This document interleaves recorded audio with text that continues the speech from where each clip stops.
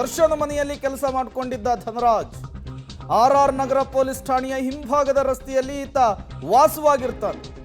ದರ್ಶನ್ ಮನೆಯಲ್ಲಿದ್ದಂತಹ ನಾಯಿಗಳನ್ನು ನೋಡಿಕೊಳ್ತಾ ಇದ್ದಂತಹ ವ್ಯಕ್ತಿ ಈತ.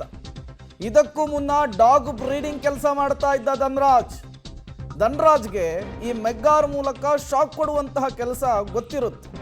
ಅದು ವಿನಯ್ಗೆ ಗೊತ್ತಿರುತ್ತೆ. ಹಾಗಾಗಿಯೇ ರೇಣುಕಾ ಸ್ವಾಮಿಗೆ ಟಾರ್ಚರ್ ಕೊಡುವುದಕ್ಕೆ ಈ ಮೆಗ್ಗಾರ್ ಬಳಕೆಯನ್ನು ಮಾಡ್ತಾರೆ. ಅದಕ್ಕೆ ಈ ಧನರಾಜನ ಕರೆದುಕೊಂಡು ಬರ್ತಾರೆ ಶೆಡ್ಗೆ.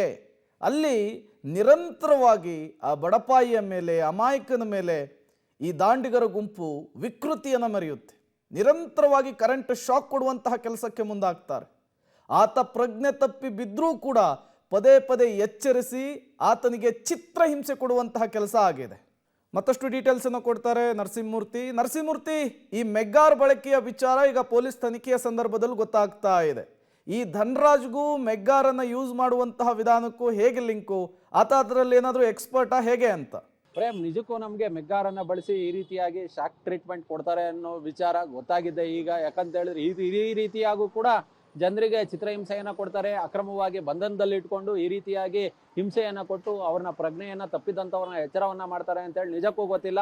ಯಾಕಂತ ಹೇಳಿದ್ರೆ ಈ ಹಿಂದೆ ನಾವು ಹಲವಾರು ಬಾರಿ ಹಿಂದಿನ ಫಿಲಮ್ಗಳು ನೋಡಿದಂತಹ ಸಂದರ್ಭದಲ್ಲಿ ಕೆಲವೊಮ್ಮೆ ಈ ಮೆಗ್ಗಾರನ್ನ ಬಳಸಿ ಹಿಂಸೆಯನ್ನ ಕೊಡೋದು, ಎಲೆಕ್ಟ್ರಿಕ್ ಶಾಕ್ ಅನ್ನ ಕೊಡೋದನ್ನ ನೋಡಿದೀವಿ. ಆದ್ರೆ ಇವರ ಕ್ರೌರ್ಯ ಯಾವ ರೀತಿ ಇದೆ, ಅದು ಫಿಲಮ್. ನಿಜ ಜೀವನದಲ್ಲಿ ಅದು ಕೂಡ ಒಬ್ಬ ವ್ಯಕ್ತಿಗೆ, ಅಮಾಯಕ ವ್ಯಕ್ತಿಯನ್ನ ಕರೆತಂದು ಆತನ ಮೇಲೆ ಮನಸೋ ಇಚ್ಛೆ ಲಾಠಿಯಿಂದ, ಅದ್ರ ಜೊತೆಗೆ ಬೆಲ್ಟಿಂದ, ಅದ್ರ ಜೊತೆ ಕಬ್ಬಿಣದ ರಾಡ್ನಿಂದ ಹಲ್ಲೆಯನ್ನ ನಡೆಸಿ ಆತನ ಮರ್ಮಾಂಗಕ್ಕೆ ಹೊಡೆದು ಆತನ ತಲೆಯನ್ನ ಗೋಡೆಗೆ ಗುಚ್ಚಿಸಿ ಆತ ಪ್ರಜ್ಞೆಯನ್ನ ತಪ್ಪಿದ ಬಳಿಕ ಈ ಮೆಗ್ಗಾರನ್ನ ಬಳಸಿ ಇವರು ಆತನಿಗೆ ಶಾಕ್ ಟ್ರೀಟ್ಮೆಂಟ್ ಅನ್ನು ಕೊಟ್ಟು ಆತನ ಎಚ್ಚರಗೊಳಿಸ್ತಾರೆ. ಆ ಬಳಿಕ ಮತ್ತೆ ಹಲ್ಲೆಯನ್ನ ನಡೆಸ್ತಾರೆ. ಅಂದ್ರೆ ಇವರ ವಿಕೃತ ಮನಸ್ಥಿತಿ ಯಾವ ರೀತಿ ಇರಬೇಡ.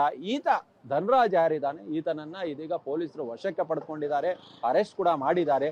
ಅರೆಸ್ಟ್ ಅನ್ನ ಮಾಡಿ ವಿಚಾರಣೆಯ ವೇಳೆ ಆತನ ಹಿನ್ನೆಲೆ ಗೊತ್ತಾಗಿದೆ. ಈತ ಆರ್ ನಗರದಲ್ಲೇ ವಾಸವನ್ನ ಮಾಡ್ತಿದ್ದಾನೆ.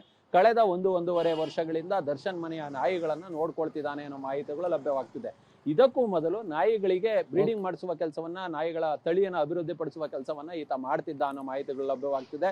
ಇದೀಗ ವಿಚಾರಣೆ ವೇಳೆ ಈತ ಮೆಗ್ಗಾರನ್ನ ತೆಗೆದುಕೊಂಡು ಹೋಗಿ ವಿನಯ್ಗೆ ಕೊಡ್ತಿದ್ದ, ವಿನಯ್ ಶಾಕ್ ಟ್ರೀಟ್ಮೆಂಟ್ ಅನ್ನ ಕೊಡ್ತಿದ್ದ ಅನ್ನೋದು ತನಿಖೆಯಲ್ಲಿ ಗೊತ್ತಾಗ್ತಿರೋದು. ಓಕೆ, ಥ್ಯಾಂಕ್ ಯು ನರಸಿಂಹಮೂರ್ತಿ ತಮ್ಮೆಲ್ಲ ಮಾಹಿತಿಗಾಗಿ. ದರ್ಶನ್ ಮನೆಯಲ್ಲಿ ಕೆಲಸ ಮಾಡ್ತಾ ಇದ್ದಂತಹ ಧನರಾಜ್ ಮೆಗ್ಗಾರ್ ಮೂಲಕ ರೇಣುಕಾ ಸ್ವಾಮಿಗೆ ಯಾವ ರೀತಿ ಕರೆಂಟ್ ಶಾಕ್ ಕೊಡ್ತಾ ಇದ್ದ ಅನ್ನೋದು ಈಗ ಪೊಲೀಸರಿಗೆ ಗೊತ್ತಾಗಿರುವಂತಹ ವಿಚಾರ. ಈ ಮೂಲಕ ಅಲ್ಲಿ ಸೇರಿರೋರ ಮನಸ್ಥಿತಿ ಎಂಥದ್ದು ಅನ್ನೋದು ಕೂಡ ಗೊತ್ತಾಗ್ತಾ ಇದೆ.